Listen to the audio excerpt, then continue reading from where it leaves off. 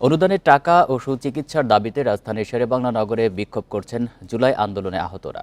রাত 10টার মধ্যে স্বাস্থ্য তথ্যসহ 4 উপদেষ্টাকে উপস্থিত হওয়ার আলটিমেটাম দিয়েছেন তারা। এর আগে দুপুরে পঙ্গু হাসপাতালে পরিদর্শনে গিয়ে আহতদের তোপের মুখে পড়েন স্বাস্থ্য উপদেষ্টা নূরজাহান বেগম। এ সময় তার গাড়িবহর ঘিরে রেখে বিক্ষোভ করেন আহতরা। পরে চিকিৎসক ও আইনশৃঙ্খলা বাহিনীর সহযোগিতায় হাসপাতাল ছাড়েন উপদেষ্টা। সন্ধ্যার পর জুলাই শহীদ স্মৃতি ফাউন্ডেশনের প্রধান নির্বাহী কর্মকর্তা মীর মাহবুবুর রহমান স্নিগ্ধ ঘটনাস্থলে যান। এ সময় সুচিকিৎসা নিশ্চিতে ব্যবস্থা নেওয়ার আশ্বাস দেন তিনি। এদিকে বিক্ষোভের কারণে দুপুর থেকে আগারগাঁও শ্যামলী সড়ক বন্ধ হয়ে যায়।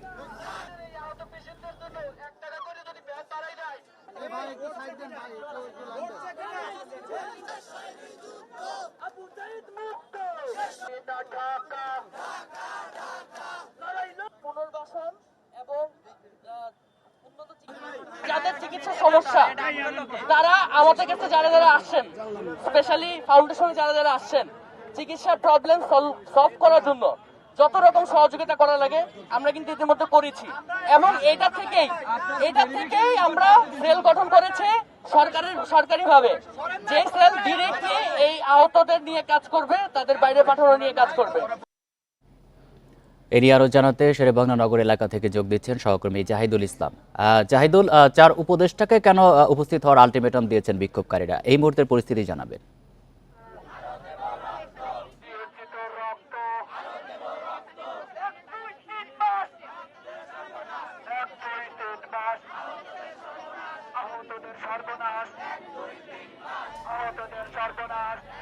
জাহিদুল, জানতে চাচ্ছিলাম 4 উপদেষ্টাকে কেন রাত 10টার মধ্যে উপস্থিত হওয়ার আলটিমেটাম দিয়েছেন বিক্ষোভকারীরা, তারা কি বলছেন?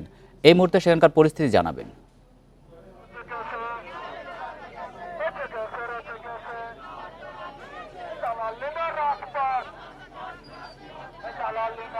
জাহিদুল, শুনতে পাচ্ছেন?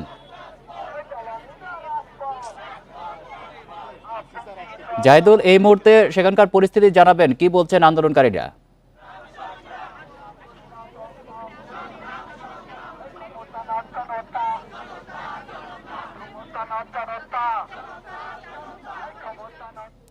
আমরা এই মুহূর্তে সংযোগটি স্থাপন করতে পারছি না, যাচ্ছি পরের খবরে। সরকার যতদিন চায় আইনশৃঙ্খলা রক্ষায় ততদিন মাঠে থাকবে সেনাবাহিনী। বুধবার ঢাকা সেনানিবাসে সংবাদ সম্মেলনে এই তথ্য জানানো হয়। আওয়ামী লীগ সরকারের পতনের পর 3 মাসে সেনা অভিযানে 6,000-এর বেশি অবৈধ অস্ত্র উদ্ধার করা হয়েছে বলেও জানিয়েছে সেনাবাহিনী। একই সময়ে প্রায় 2 লাখ রাউন্ড গোলাবারুদ উদ্ধার এবং অপরাধে জড়িত 2,500 ব্যক্তিকে গ্রেপ্তার করা হয়েছে। হাসিনা সরকার পতনের পর সারা দেশে পুলিশ বাহিনী কার্যত অনুপস্থিত থাকায় দেশের আইনশৃঙ্খলা পরিস্থিতি অবনতি হয়। চুরি, ছিনতাই, ডাকাতি, হত্যাসহ বিভিন্ন অপরাধের মাত্রা বেড়ে যায়। এমন পরিস্থিতিতে সারা দেশে মাঠে নামে বাংলাদেশ সেনাবাহিনী সহ সামরিক বাহিনীর সদস্যরা। আইনশৃঙ্খলা পরিস্থিতি নিয়ন্ত্রণে দ্রুত কাজ শুরু করেন বাহিনীর সদস্যরা। গত 3 মাসে আইনশৃঙ্খলা পরিস্থিতি নিয়ে ঢাকা সেনানিবাসের অফিসার্স মেসে বুধবার এক সংবাদ সম্মেলন করে সেনাবাহিনী। জানানো হয়, এই পর্যন্ত দেশের বিভিন্ন শিল্পাঞ্চলে 600-রও বেশি অস্থিতিশীল পরিস্থিতি নিয়ন্ত্রণে এনেছে বাহিনীর সদস্যরা। এ মুহূর্তে দেশের 62টি জেলায় সেনা সদস্যরা আইনশৃঙ্খলা রক্ষায় অন্তর্বর্তীকালীন সরকারের সংশ্লিষ্ট মন্ত্রণালয়সমূহ, আইনশৃঙ্খলা রক্ষাকারী বাহিনী, স্থানীয় প্রশাসন, বিভিন্ন সংস্থা, গণমাধ্যম এবং স্থানীয় জনগণের সাথে সম্পৃক্ত হয়ে সমন্বিত প্রচেষ্টার মাধ্যমে সার্বক্ষণিক সক্রিয়ভাবে দায়িত্ব পালন করে যাচ্ছে। বিভিন্ন প্রতিষ্ঠানে বিশৃঙ্খল পরিস্থিতি নিয়ন্ত্রণের পাশাপাশি অস্ত্র ও মাদকের বিরুদ্ধে অভিযান ও সংঘবদ্ধ অপরাধীদের গ্রেপ্তারে অভিযান পরিচালনা করছে সেনাবাহিনী। বিশেষ ক্ষমতা কার্যকরীর প্রয়োগের কারণেই ইতিমধ্যেই বেশ কিছু সংকটপূর্ণ পরিস্থিতি, যেমন চিহ্নিত অপরাধীদের গ্রেফতার করা, শিল্পাঞ্চলের বিশৃঙ্খলা, রাস্তা অবরোধ ইত্যাদি নিয়ন্ত্রণ সহ সার্বিক আইনশৃঙ্খলা পরিস্থিতির উন্নয়ন করা সম্ভব হয়েছে। সেনাবাহিনী কতদিন মাঠে অবস্থান করবে এমন প্রশ্নের জবাবে জানানো হয়, অন্তর্বর্তী সরকার যতদিন চাইবে সেনাবাহিনী ততদিন আইনশৃঙ্খলা নিয়ন্ত্রণে কর্মকাণ্ড পরিচালনা করবে। সরকার এটা নির্ধারণ করবেন যে সেনাবাহিনীকে কতদিন মোতায়েন থাকা প্রয়োজন। Mohammad Omar Faruk, Independent news, Dhaka. আগারগাঁও থেকে শ্যামলী সড়ক অবরোধ করে বিক্ষোভ করছেন জুলাই আন্দোলনে আহতরা। আমরা সেই খবর জানবো। এই মুহূর্তে সেখান থেকে আমাদের সাথে যুক্ত আছেন সহকর্মী জাহিদুল ইসলাম। জাহিদুল, এই মুহূর্তে সেখানকার পরিস্থিতি জানাবেন। আর 10টার মধ্যে তো 4 উপদেষ্টাকে সেখানে উপস্থিত হয়ে আলটিমেটাম দিয়েছে বিক্ষোভকারীরা। তারা কেন আলটিমেটাম দিল, কি বলছে তারা?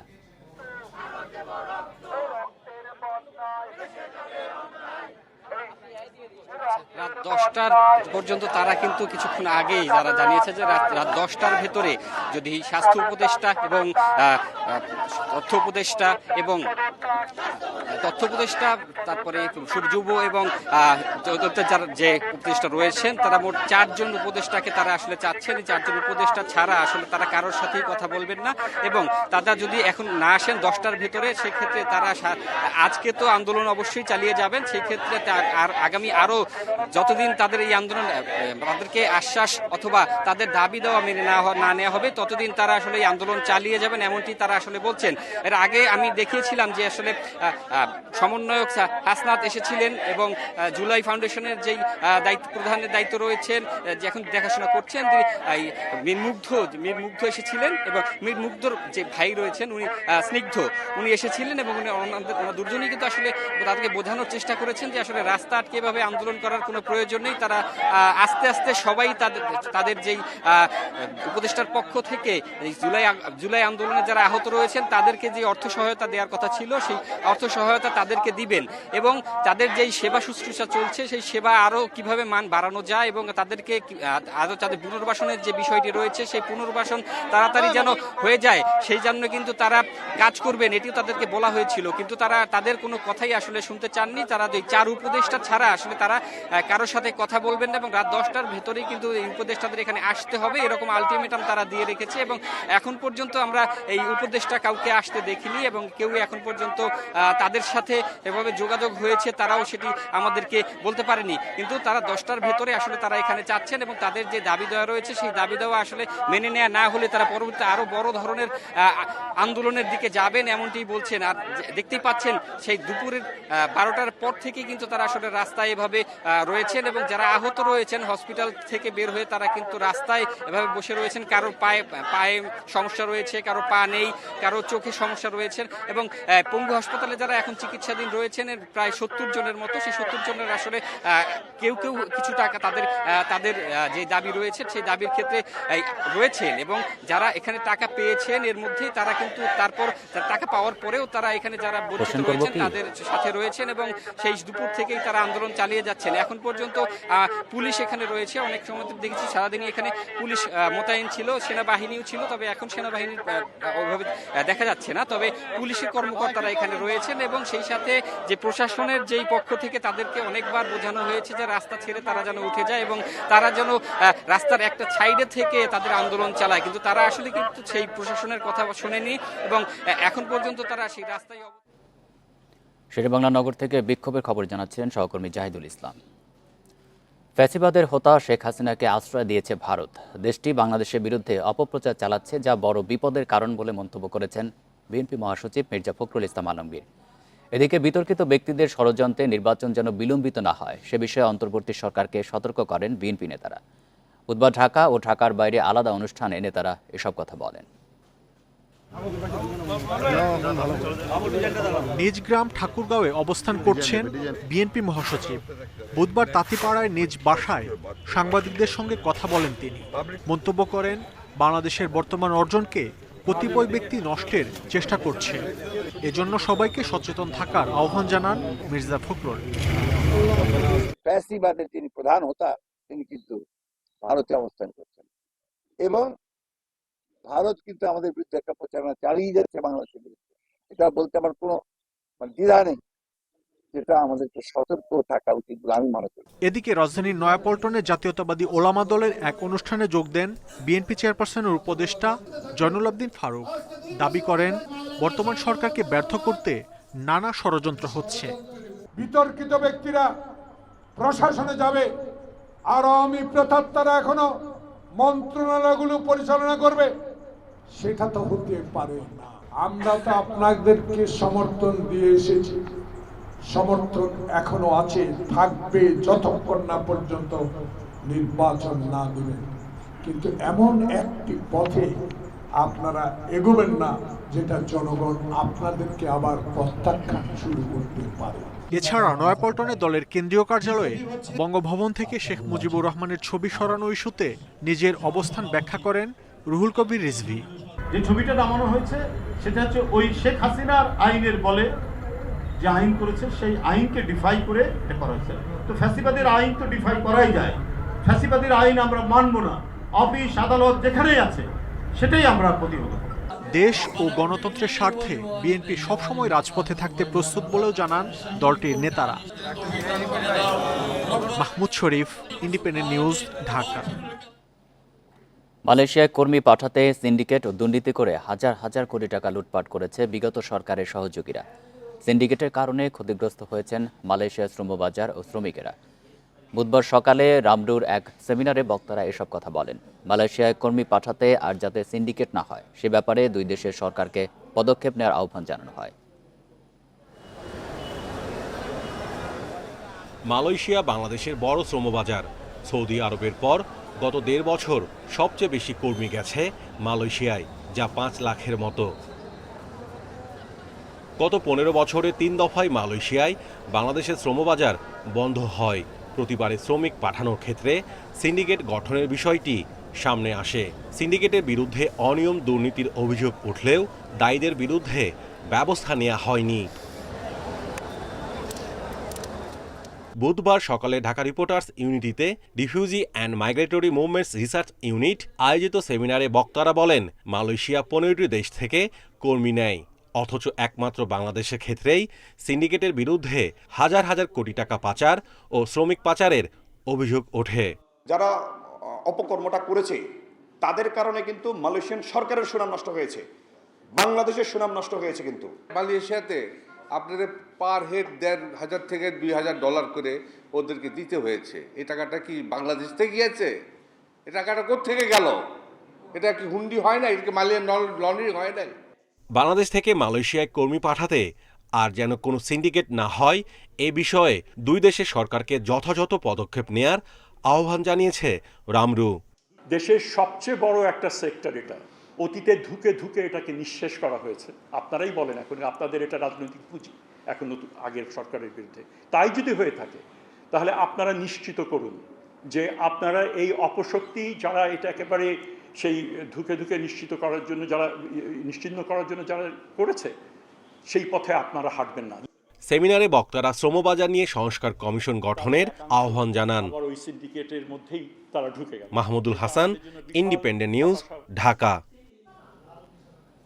জনগণের মৌলিক অধিকার রুদ্ধ করে ক্ষমতা চিরস্থায়ী করতে আওয়ামী লীগ সরকার সংবিধানে ৫০ সংশোধনী আনে, একথা হাইকোর্টকে জানিয়েছেন অ্যাটর্নি জেনারেল। সংবিধানের ১৫তম সংশোধনী বাতিলের রুলের শুনানিতে আজ একথা বলেন তিনি। এ সময় আদালতে রাষ্ট্রপক্ষ আরও জানায়, শেখ মুজিবের অবদানকে কেউ অস্বীকার করে না, কিন্তু তাকে জাতির পিতা বলে সংবিধানে স্বীকৃতি দেয়া মূল সংবিধানের পরিপন্থী। 2011 সালে 30 জুন সংসদে পাশ হয় সংবিধানের ৫০ সংশোধনী। এতে বাতিল করা হয় তত্ত্বাবধায়ক সরকার ব্যবস্থা। জাতির পিতার স্বীকৃতি দেওয়া হয় শেখ মুজিবুর রহমানকে। এছাড়া অসাংবিধানিকভাবে রাষ্ট্র ক্ষমতা দখল বন্ধে ব্যবস্থা সহ বেশ কয়েকটি বিষয় সংযুক্ত করা হয়। তবে এই সংশোধনীর বৈধতা চ্যালেঞ্জ করে সম্প্রতি দাখিল করা এক রিটের প্রেক্ষিতে রুল জারি করে হাইকোর্ট। রুলের উপর বিচারপতি ফারাহ মাহবুব ও দেবাশিস রায়ের বেঞ্চে চলে ৫ম দিনের শুনানি। এতে রাষ্ট্রপক্ষ জানায়, একটি দলের ক্ষমতা দীর্ঘস্থায়ী করতে এই সংশোধনীর মাধ্যমে গণতন্ত্র মুক্তিযুদ্ধের চেতনাকে ধ্বংস করা হয়েছে। 15th অ্যামেন্ডমেন্টের টোটাল স্কিমটাই হলো বাংলাদেশের গণতন্ত্র ধ্বংস করা, ফ্যাসিজমকে প্রলং করা, সুপ্রিমেসি অব দি কনস্টিটিউশন যেটা সেটাকে লঙ্ঘন করা। এই সংশোধনীতে একজন ব্যক্তিকে জাতির পিতা হিসেবে স্বীকৃতি দিয়ে মুক্তিযুদ্ধ সহ বিভিন্ন ক্ষেত্রে জনগণের অবদানকে বিলীন করার চেষ্টা সংবিধানের মৌলিক কাঠামো বিরোধী বলেও আদালতকে জানান অ্যাটর্নি জেনারেল। রাজনৈতিক নেতৃত্ব হিসাবে উনি অনেক উপরের মানুষ, কিন্তু একজন ব্যক্তি সব কিছু করেছেন, একজন ব্যক্তি সব কিছু। This is not the concept of our preamble of the constitution. সংবিধানের মৌলিক বিষয়কে সংশোধন অযোগ্য করা এবং সংবিধান সংশোধনে গণভোট ব্যবস্থা বাতিল করা কেন অসাংবিধানিক সে বিষয়েও যুক্তি তুলে ধরে রাষ্ট্রপক্ষ। যে পার্লামেন্টের সভরেন্টি এখানে ভায়োলেট করে এবং যে এই জায়গাগুলো যে বাতিল করতে পারবে না বলেছেন যে this notion is not entertainable in law. পঞ্চদশ সংশোধনী জুলাই গণঅভ্যুত্থানের পরিপন্থী উল্লেখ করে রাষ্ট্রপক্ষ আদালতকে জানায় এই সংশোধনী বাতিল না হলে আবু সাঈদ মুগ্ধ সহ শহীদদের আত্মা শান্তি পাবে না। Zahidul Bashar, Independent news, Dhaka. বিটিভির সাবেক জিএম মাহফুজা আক্তারকে জিজ্ঞাসাবাদ করেছে দুদক। তার বিরুদ্ধে বিটিভির 21 কোটি টাকা আত্মসাতের অভিযোগ। বুধবার সকালে দুদক কার্যালয়ে যান মাহফুজা আক্তার। বের হওয়ার পর সাংবাদিকরা কথা বলতে চাইলে দ্রুত গাড়িতে উঠে এলাকা ছাড়েন। তার বিরুদ্ধে অভিযোগ রয়েছে জিএম থাকাকালে ঢাকা ও চট্টগ্রাম বিটিভির শিল্পীদের সম্মানিত টাকাও আত্মসাৎ করেছেন। এছাড়া নিজেকে প্রযোজক দেখিয়ে অনুষ্ঠান নির্মাণের নামে কয়েক কোটি টাকা হাতিয়ে নিয়েছেন। টাকার বিনিময়ে শিল্পী তালিকাভুক্ত করারও অভিযোগ রয়েছে তার বিরুদ্ধে। ঢাকা ও রংপুরে মাহফুজা আক্তারের একাধিক বহুতল ভবন ও ফ্ল্যাট রয়েছে বলে জানা গেছে।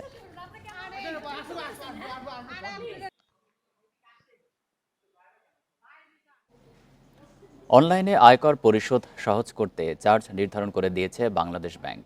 ব্যাংকের debit, credit card, mobile banking সেবা অথবা ইন্টারনেট ব্যাংকিংয়ের মাধ্যমে আয়কর পরিশোধ করার খরচ কমানো হয়েছে। বুধবার কেন্দ্রীয় ব্যাংকের পেমেন্ট সিস্টেম বিভাগ থেকে এই সংক্রান্ত নির্দেশনা দেওয়া হয়। নির্দেশনা অনুযায়ী এখন থেকে কার্ড ও ইন্টারনেট ব্যাংকিং ব্যবহার করে আয়কর পরিশোধ করলে 25,000 টাকা পর্যন্ত লেনদেনে গ্রাহকদের কাছ থেকে লেনদেন প্রতি 20 টাকা এবং 25,000 টাকার বেশি হলে লেনদেন প্রতি সর্বোচ্চ 50 টাকা আদায় করা যাবে। এছাড়া মোবাইল ব্যাংকিং বা পিএসপি ওয়ালেট ব্যবহারে লেনদেন প্রতি 1% বা সর্বোচ্চ 30 টাকা আদায় করা যাবে। এই মাসুলের মধ্যেই ভ্যাট অন্তর্ভুক্ত।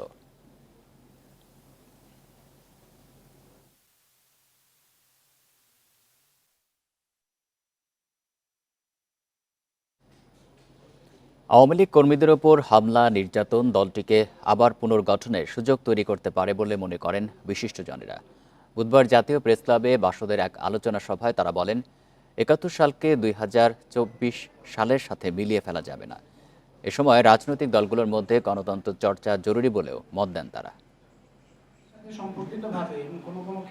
গণ অভ্যুত্থান পরবর্তী বাংলাদেশ ও সংবিধান সংস্কার নিয়ে বুধবার বিকেলে জাতীয় প্রেস ক্লাবে আলোচনা সভা করে বাংলাদেশ সমাজতান্ত্রিক দল বাসদ।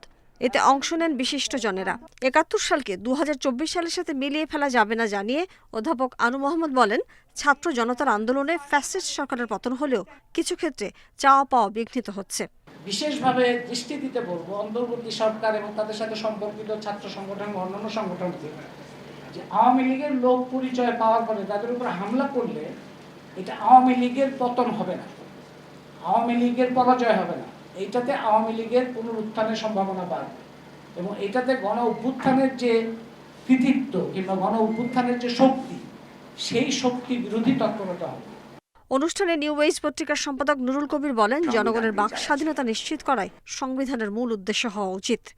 আকাঙ্ক্ষা, যে আকাঙ্ক্ষার উপর ভর করে ওই সব অভ্যুত্থানগুলি হয়েছিল এবং যেগুলি সরকার তৎকালীন সরকারকে উৎখাত করেছিল, সেই আকাঙ্ক্ষা কিন্তু বাস্তবায়ন করা যায় নাই। কেন যায় নাই? এটা আমার শেষ কথা। এখানে আপনারা যত ভালো ভালো কথা বলেন, এর চাইতে খারাপ কিংবা এর চাইতে ভালো অনেক কিতাবের মধ্যে পাবেন। বাস্তবায়ন করতে পারবেন কিনা নির্ভর করে আপনার পলিটিক্যাল মোবিলাইজেশনের ক্ষমতা কি। রাজনৈতিক দলগুলোর সংস্কার, সংবিধান ও ভোটের অধিকার নিশ্চিত করায় জোর দেন অধ্যাপক সলিমুল্লাহ খান। বলেন, রাজনৈতিক দলগুলোর মধ্যে গণতান্ত্রিক চর্চা নিশ্চিত করা জরুরি। সংবিধান হবে এমন দলিল যেটা যে কোনো নাগরিক বুঝতে পারবে, সেটাও গণতন্ত্রের আরেকটা অপরিহার্য অঙ্গ। সেই জন্য বলছি, এখন সংস্কারের নানা দিক আছে। আপনি যদি একটা জায়গায় সঠিক সংস্কার করতে পারেন যে মানুষ তার ভোট দিতে পারবে, শুধু আমি এটা বলে শেষ করব, রাজনৈতিক দল গঠনের অধিকার এবং রাজনৈতিক দলের ভিতরে গণতন্ত্র যদি প্রতিষ্ঠা না করেন, আপনি রাষ্ট্রে গণতন্ত্র প্রতিষ্ঠা করতে পারবেন না। আলোচনায় পরস্পর বিরোধী আইন বাতিল করে সংবিধানকে সহজ করে তৈরির পরামর্শ দিয়েছেন বিশেষজ্ঞরা। Mahmuda Moumita, independent news, Dhaka. NCL T20 দিয়ে ক্রিকেটে ফিরতে চান তামিম ইকবাল। এই টুর্নামেন্টে খেলতে দিতে হবে ফিটনেস টেস্ট, জানিয়েছেন নির্বাচক হান্নান সরকার। উইন্ডিজের বিপক্ষে ওয়ানডে সিরিজে সাকিব খেলবেন কিনা জানা নেই নির্বাচকের। ক্রিকেটে ফেরার ব্যস্ততা তামিম ইকবালের। মিরপুরে কখনো ইনডোর, কখনো সেন্টার উইকেটে প্রস্তুতি সারছেন। 6 মাস পর খেলায় ফিরতে ফিটনেসও যে জরুরি। এনসিএল টি20 দিয়ে প্রত্যাবর্তনের অপেক্ষা। বিপিএল এর আগে এই টুর্নামেন্টে খেলে ছন্দে থাকতে চান তামিম। তামিম এনসিএল টি20টা খেলবে, এটা মোটামুটি একটা তার ইচ্ছা পোষণ করেছে এবং সেই জায়গাটায় তার খেলাটা মোটামুটি কনফার্ম। স্বাভাবিকভাবে চিটাং ডিভিশনের হয়েই খেলবে। সো টি20টা সে খেলবে, কয়টা ম্যাচ খেলবে, কখন খেলবে, এই বিষয়গুলো আরও সময় রয়েছে আমাদের টি20-র আগে। সো সেটা আমরা আলোচনা করব। ঘরোয়া লিগে খেললেও দিতে হবে ফিটনেস টেস্ট। বিসিবিও কঠোর এই ইস্যুতে। সঠিক প্রক্রিয়া মেনেই ফিরতে হবে তামিমকে। এটা আমাদের একদম বেসিক একটা ক্রাইটেরিয়া, যেটা হলো ফিটনেস টেস্টে অ্যাটেন্ড করবে, তারপরে তার একটা টার্গেট থাকে, সেই টার্গেটটা রিচ করতে হবে। তামিমকেও নিশ্চয়ই সেই ক্রাইটেরিয়ার মধ্যে দিয়ে আসতে হবে। নিরাপত্তা শঙ্কায় মিরপুরে বিদায় টেস্ট খেলা হয়নি সাকিবের। ছিলেন না আফগানিস্তানের বিপক্ষে ওয়ানডেতে। উইন্ডিজ সফরে ফিরবেন কিনা তা জানা নেই নির্বাচক হান্নানের। সাকিবের বিষয়ে আমার কাছে আসলে কোনো তথ্য নেই, আমি কিছুই জানি না। সো সেই ব্যাপারে আমি আসলে কোনো কমেন্টস করতে পারবো না। চ্যাম্পিয়ন্স ট্রফি খেলে আন্তর্জাতিক ক্রিকেট থেকে অবসরে যাওয়ার ইচ্ছে সাকিবের। গ্রহণযোগ্যতা হারানোয় সেটা পূরণ হওয়ার সম্ভাবনা কম। Muhammad Nazim, Independent news, Dhaka. ICC ODI allrounder র্যাঙ্কিংয়ে 4 ধাপ এগিয়ে 4 নম্বরে উঠেছেন মেহেদী হাসান মিরাজ।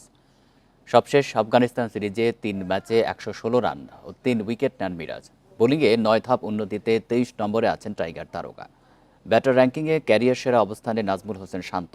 11 ধাপ উন্নতি করে 23 নম্বরে বাংলাদেশ অধিনায়ক। সম্প্রতি অস্ট্রেলিয়ার মাটিতে সিরিজ জয়ে অবদান রেখে বোলার তালিকায় শীর্ষে উঠেছেন পাকিস্তানের শাহিন আফ্রিদি।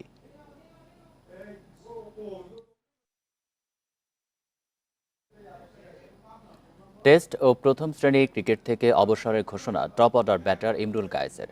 গেল 5 বছরে জাতীয় দলের জার্সিতে কোনো ফরম্যাটেই ডাক পাননি। 2019 সালে ইডেন গার্ডেন্সে দিবারাত্রির টেস্টে দেশের হয়ে খেলেন শেষবার। দীর্ঘ অপেক্ষার পর সাদা পোশাকের ক্রিকেটকে বিদায় জানালেন বাঁহাতি এই ব্যাটার। সামাজিক যোগাযোগ মাধ্যমে দেওয়া এক ভিডিও বার্তায় অবসরের ঘোষণা দেন। জাতীয় লিগে 16 নভেম্বর খুলনার হয়ে প্রথম শ্রেণীর ক্রিকেটে শেষ ম্যাচ খেলবেন ইমরুল। 17 বছরের ক্যারিয়ারে 39 টেস্টে 3 সেঞ্চুরি ও 4 50 সহ করেন 1797 রান।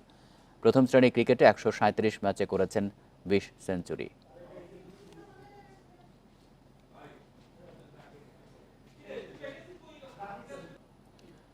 জীবিত স্বামীকে গণ-অভ্যুত্থানে মৃত দেখিয়ে 130 জনের বিরুদ্ধে মামলা দায়েরের অভিযোগ উঠেছে। ঘটনাটি ঘটেছে ঢাকার আশুলিয়ায়। ঘটনা জানার পর ওই স্বামী থানায় যোগাযোগ করলে তাকে জবানবন্দি দিতে পাঠানো হয়েছে আদালতে। মামলার বাদী সেই নারীকে গ্রেপ্তারের পর সঠিক তথ্য জানা যাবে বলে জানিয়েছে পুলিশ। গত 5 আগস্ট শেখ হাসিনা সরকারের পতনের পর আশুলিয়ার বাইপাইলে বিজয় মিছিলে সন্ত্রাসীরা গুলি করে। এতে স্বামী আলামিন নিহত হয়েছেন দাবি করে 24 October Dhaka chief judicial magistrate আদালতে মামলা করেন কুলসুম আক্তার। আসামি করা হয় 130 জনকে। আদালতের নির্দেশে 8 নভেম্বর মামলাটি নথিভুক্ত করে আশুলিয়া থানা। বিষয়টি জানার পর গ্রামের বাড়ি সিলেটে থাকাকালীন দক্ষিণ সুরমা থানায় জিডি করেন আলামিন। পরে তাকে আশুলিয়া থানায় হস্তান্তর করে পুলিশ। বুধবার সেই মামলায় আদালতে জবানবন্দি দিতে পাঠানো হয় আলামিনকে। আমার ওয়াইফ মামলা করছে ওনাদের নামে যে আমি মারা গেছি 5 তারিখের আন্দোলনে, এটা বললাম। সে মামলা করছে, এমনকি সে লোকজনের কাছ থেকে টাকা নিতেছে, যে টাকা দিতেছে ওর মামলা সে উঠাইয়া নিতেছে। শুধু এই মামলায় নয়, অন্য মামলাতেও আসামি করা হয়েছে সাধারণ মানুষকে। এর মধ্যে আছেন আশুলিয়ার আইকন পাবলিক স্কুলের পরিচালক রাজু আহমেদ সহ তার পরিবারের একাধিক সদস্য। আশুলিয়া থানা বিএনপির সাধারণ সম্পাদক আব্দুল গফুর মিয়াকে আসামি করা হয়েছে 6টি মামলায়। আমাকে এবং আমার নেতাকর্মীদের বিরুদ্ধে ষড়যন্ত্রমূলক মামলা থানা এবং বিচারিক আদালতে মামলা দায়ের করা হয়েছে। রাজনৈতিক ইস্যুর সাথে আমি বা আমার পরিবার কেউই এগুলোর সাথে আমরা ছিলাম না। আইনজীবীরা বলছেন মিথ্যা তথ্য দিয়ে মামলা দায়ের ও সাক্ষীদের জেল জরিমানার বিধান রয়েছে। শুধু এই মামলার বাদী নয়, এমনকি এই মিথ্যা মামলায় যারা সাক্ষী দিবে তাদেরও জেল এবং জরিমানার বিধান রয়েছে। যারা এই মিথ্যা মামলা করছে তাদের কিন্তু আইনের আওতায় আসতে হবে। পুলিশ বলছে স্বামী স্ত্রীর কলহের জেরে তারা আলাদা অবস্থান করছিলেন। তবে কারো দ্বারা প্রভাবিত হয়ে বাদী মামলাটি করেছেন কিনা তা খতিয়ে দেখা হচ্ছে। জীবিত স্বামীকে মৃত্যু দেখিয়ে তার বিরুদ্ধে যে মামলাটা করলো, এর জন্য তার বিরুদ্ধে আমরা ফৌজদারি কার্যবিধি অনুযায়ী যে আইনগত ব্যবস্থাগুলো আছে সেগুলো করব। জুলাই গণহত্যার ঘটনায় সাভার ও আশুলিয়া থানায় 84টি মামলা হয়েছে। এসব মামলায় অনেক নিরীহ মানুষকে আসামি করার অভিযোগ রয়েছে। Independent news. এখনও রাষ্ট্রায়ত্ত ব্যাংকগুলোতে দৌরাত্ম্য কমেনি সিবিআই নেতাদের। নিজেদের প্রভাব খাটে অনেকেই বদলি, ঋণ মওকুফ সহ অযৌক্তিক দাবি আদায় করছেন। এমনকি কর্মকর্তাদের অপদস্থ করার অভিযোগও উঠেছে। যা নিয়ে পরস্পর বিরোধী অবস্থানে এসব ব্যাংকের কর্মকর্তা ও সিবিআই কর্মচারীরা। যদিও প্রতিষ্ঠানের শীর্ষ নির্বাহীরা বলছেন ব্যাংকিং খাতে বিশৃঙ্খলা রোধে নেওয়া হবে সর্বোচ্চ ব্যবস্থা। সম্প্রতি রাজনৈতিক পট পরিবর্তনের পর সোনালী ব্যাংকের মতিঝিল লোকাল অফিসে সিভিএ কর্মচারীদের এই শোডাউন। গেল সরকারের সময়ের মতো রাষ্ট্রীয় ব্যাংকেও আবারও দৌরাত্ম্য বেড়েছে সিভিএ নেতাদের। বদলি, পদোন্নতি, সুদ মওকুফ সহ তাদের নানা অযৌক্তিক দাবিতে এমন পরিস্থিতি ব্যাংকটিতে। সোনালী ব্যাংক স্থানীয় কার্যালয়ের জেনারেল ম্যানেজার স্যারকে ওই কচুকরি মহল থেকে ফোন দিয়ে হত্যার হুমকি দেওয়া হয়েছে। ট্রান্সফার বাণিজ্য, প্রমোশন বাণিজ্য, বিভিন্ন সাথে সম্পৃক্ত থেকে বিভিন্ন ধরনের বাণিজ্য করে। স্ত্রীর নামে নেয়া ঋণের সুদ মওকুফ করার অভিযোগ উঠেছে সোনালী ব্যাংকের এক সিভিএ নেতার বিরুদ্ধে। এমনকি মহাব্যবস্থাপক পদের একজন কর্মকর্তাকে হত্যার হুমকি দেওয়ার অভিযোগ উঠলেও তা অস্বীকার করেন তিনি। ডিএমডি স্যার তাৎক্ষণিক জিএম সাহেব বলছে জাকির সাহেবের ফাইলটা সুন্দর করে ফরওয়ার্ড করো। ওনারা ফরওয়ার্ড করতেছে না। আমি জিএম সাহেবকে কালকে ফোন করলাম, প্রথমে দুজনের কৌশলাদি সুন্দর বিনিময় হলো। স্যার আপনি একটু প্লিজ উপরে বলে দেন, একটু কাইন্ডলি তাড়াতাড়ি ফাইলটা করার, এটা তো ইন্টারেস্ট হচ্ছে স্যার। শুধু সোনালী ব্যাংক নয়, অগ্রণী, রূপালী সহ অন্যান্য রাষ্ট্রায়ত্ত ব্যাংকগুলোর সিভিএ নেতাকর্মীদের বিরুদ্ধে রয়েছে নানা অভিযোগ। যদিও এসব ব্যাংকের শীর্ষ কর্তারা বলছেন সিভিএ নেতাদের বিরুদ্ধে এসব অভিযোগের সত্যতা পাওয়া গেলে নেওয়া হবে কঠোর ব্যবস্থা। বেশ কিছু চ্যালেঞ্জ তৈরি হয়ে গেছে, বাট আমরা সেগুলো পর্যায়ক্রমে শেষ করব। আমরা যারা কলিগ আছে, যারা সিবিআই সহ সমস্ত সংগঠন প্লাস এখানকার যে নির্বাহী যারা আছে, সবাই এই মেসেজটা আমার নিয়েছে। জোরপূর্বক কিংবা গায়ের জোরে কোনো কিছু আদায় করতে চাই, সেটা অবশ্যই আমার প্রতিহত করা সমীচীন বলে ব্যাংকিং সেক্টর থেকে আমার দৃষ্টিতে মনে হয়। রাজনৈতিক পালাবদলের কারণে ব্যাংকিং খাতে যাতে অনিয়ম ও বিশৃঙ্খলা না হয় সে ব্যাপারে কঠোর হওয়ার আহ্বান সাধারণ ব্যাংক কর্মকর্তাদের। Shafil Alam Sujan, independent news, Dhaka. শেরপুরের নকলায় পিকআপ ভ্যানের ধাক্কায় সিএনজি অটোরিকশায় থাকা শিশুসহ 4 জন নিহত হয়েছেন। আহত হয়েছেন আরও 3 জন। দুপুরে পাইশকা বাইপাস এলাকায় এই দুর্ঘটনা ঘটে। পুলিশ জানায় শেরপুর থেকে ময়মনসিংহগামী সিএনজি অটোরিকশাটি সড়কে দাঁড়িয়ে যাত্রী তুলছিল। এ সময় পেছন থেকে একটি পিকআপ ভ্যান অটোরিকশাকে ধাক্কা দিলে ঘটনাস্থলে নিহত হন 3 জন। আহত 4 জনকে উদ্ধার করে ময়মনসিংহ মেডিকেল কলেজ হাসপাতালে পাঠানো হলে সেখানে চিকিৎসাধীন অবস্থায় আরও একজনের মৃত্যু হয়। আহতদের অবস্থা আশঙ্কাজনক বলে জানিয়েছেন চিকিৎসক।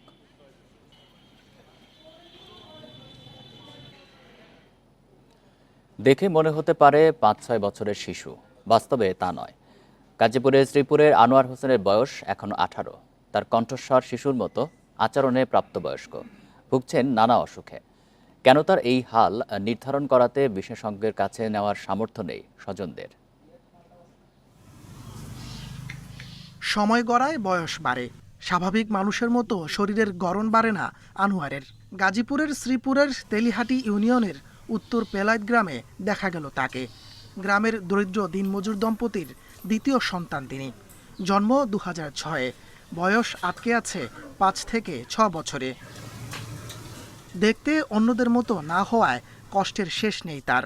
নানা অসুখে দিন দিনই বিপর্যস্ত হয়ে যাচ্ছে আনোয়ারের জীবন। কদিন পর অজ্ঞানে পড়ে যাই, রক্ত চলাচল বন্ধ হয়ে যায়, খাওয়া খেতে পারি না, চলাফেরা করতে পারি না। তারা বলে আমি এত কাটা কেন, পরে আমার খারাপ লাগে, বাড়িতে কান্দি, ভালো লাগে না, কেউ সাথে খেলবার গেলে খেলা পারি না। জন্মের প্রথম 5 বছর ভালোই ছিল আনোয়ার, এরপর জটিলতা শুরু, পায়নি চিকিৎসা। যখন তার 5 বছর বয়স হয়েছে তখন তার এই সমস্যা। তো অনেক ডাক্তারের কাছে গেছি, ডাক্তারে খালি বলে যে বড় বড় ডাক্তারে নেওয়ার লাগে। বড় বড় ডাক্তারে নিলে আমি কোন থেকে আমি করতে পারবো? আমি চাকরি করি, 8,000 টাকা টেক্সটাইলে সুতার ফ্যাক্টরির মাঝে চাকরি করি। আর্থিক সহযোগিতা পেলে হয়তো স্বাভাবিক জীবনে ফিরতে পারত আনোয়ার, আশা স্থানীয়দের। পয়সা হইলে তো তার চিকিৎসা হইতো, মা বা কাজ কাম হয়ে রাখা, পেট চলে না, তা কি তার চিকিৎসা করবো? ছোটখাটো ডাক্তারে নিলে বড় বড় হাসপাতাল নিলে লাগবে, অনেক টিয়ার দরকার। জন্মের পর টিয়া পয়সা বাবা হরতে না চিকিৎসা করতে হইতে। তবে তার রোগ সম্পর্কে নিশ্চিত হতে বিশেষজ্ঞদের সহায়তা নেওয়া দরকার বলে মনে করেন উপজেলা স্বাস্থ্য কর্মকর্তা। আসলে এই সমস্ত যে রোগ সেটা হয়তো হরমোন বা জেনেটিক প্রবলেমের কারণে হতে পারে। তো জেনেটিক অ্যানালাইসিস এবং হরমোন অ্যানালাইসিস করার পরে জানা যাবে আসলে তার কারণ কী কারণে এই সমস্যা হয়েছে। দিনমজুর আমির হোসেন ও নাসিমা খাতুন দম্পতির 2 ছেলে। বড় ছেলে নাসির উদ্দিনের বয়স 23 বছর। Independent news. যুক্তরাষ্ট্রে ডোনাল্ড ট্রাম্প প্রশাসনের দ্বিতীয় মেয়াদে নতুন একটি সরকারি বিভাগের দায়িত্ব পাচ্ছেন Tesla CEO Elon Musk. Department of Government efficiency বিভাগের দায়িত্বে মাস্কের সঙ্গে থাকবেন সাবেক রিপাবলিকান প্রেসিডেন্ট প্রার্থী বিবেক রামাস্বামী। এদিকে নতুন প্রতিরক্ষা মন্ত্রী হিসেবে সাবেক জ্যেষ্ঠ সেনা কর্মকর্তা ও ফক্স নিউজের উপস্থাপক পিট হেগসেথের নাম ঘোষণা করেছে ট্রাম্প শিবির। যুক্তরাষ্ট্রের নতুন মন্ত্রিসভা ও সরকারি গুরুত্বপূর্ণ পদগুলোতে নিয়োগ দিতে শুরু করেছেন নবনির্বাচিত প্রেসিডেন্ট ডোনাল্ড ট্রাম্প। এরই মধ্যে মার্কিন জাতীয় নিরাপত্তা উপদেষ্টা, হোয়াইট হাউসের চিফ অব স্টাফ ও পররাষ্ট্রমন্ত্রী সহ কয়েকটি পদে নিয়োগের ঘোষণা দিয়েছেন তিনি। এবার নিয়োগ পেলেন টেসলা সিইও এবং ট্রাম্পের নির্বাচনী প্রচারণার অন্যতম দাতা Elon Musk. Department of Government Efficiency নামে নতুন একটি সরকারি বিভাগের দায়িত্ব দেওয়া হয়েছে বিশ্বের শীর্ষ এই ধনকুবেরকে। এই দায়িত্ব পরিচালনায় মাস্কের সঙ্গে থাকবেন সাবেক রিপাবলিকান প্রেসিডেন্ট প্রার্থী বিবেক রামাস্বামী। তাদের নিয়োগের বিষয়ে এক বিবৃতিতে ট্রাম্প বলেন, সরকারি আমলাতন্ত্র ভেঙে ফেলা, অতিরিক্ত বিধিবিধান কমানো, অপব্যয় হ্রাস এবং ফেডারেল সংস্থাগুলোর পুনর্গঠনে কাজ করবেন মাস্ক ও রামাস্বামী। ট্রাম্পের নির্বাচনী প্রচারণায় সর্বোচ্চ $20 কোটি খরচ করেছেন ইলন মাস্ক। এছাড়া বিভিন্ন প্রচার অনুষ্ঠানেও যোগ দিয়েছেন তিনি। ট্রাম্প প্রশাসনের অংশ হতে পেরে মাস্ক জানান, তার নেতৃত্বে নতুন বিভাগটি যুক্তরাষ্ট্রকে বহুদূর এগিয়ে নিয়ে যাবে। এছাড়া প্রতিক্রিয়ায় রামাস্বামী বলেন, তুমুল গতিতে এগিয়ে যাবে ট্রাম্প প্রশাসন। এদিকে নতুন প্রতিরক্ষা মন্ত্রী হিসেবে পিট হেগসেথের নাম ঘোষণা করেছে ট্রাম্প শিবির। 44 বছর বয়সী হেগসেথ একজন সাবেক জ্যেষ্ঠ সেনা কর্মকর্তা এবং ফক্স নিউজের উপস্থাপক। তার বিষয়ে ট্রাম্প বলেন, পেট একজন বলিষ্ঠ, স্মার্ট এবং আমেরিকা ফার্স্ট নীতির সত্যিকারের বিশ্বাসী। পেটের নেতৃত্বে মার্কিন সামরিক বাহিনী দুর্দান্ত হয়ে উঠবে বলেও জানান Trump. Central intelligence agency CIA এর পরিচালক হিসেবে নিয়োগ পেয়েছেন জন র্যাডক্লিফ। এর আগে জাতীয় গোয়েন্দা বিভাগ ডিএনআই এর পরিচালক হিসেবে দায়িত্ব পালন করেছেন তিনি। ট্রাম্পের বিরুদ্ধে ডেমোক্র্যাটদের সমালোচনা রুখতেও যথেষ্ট সোচ্চার ছিলেন টেক্সাসের সাবেক কংগ্রেসম্যান র্যাডক্লিফ। এছাড়া হোমল্যান্ড সিকিউরিটি বিভাগের প্রধান করা হয়েছে ডাকোটার গভর্নর ক্রিস্টি নয়েমকে। Zobayer Hussain, Independent News. এই ছিল এখনকার সংবাদে। ইন্ডিপেন্ডেন্ট টেলিভিশনের সব খবরের আরো বিস্তারিত জানতে চোখ রাখুন ফেসবুক, এক্স এবং ইউটিউবে। ধন্যবাদ সবাইকে।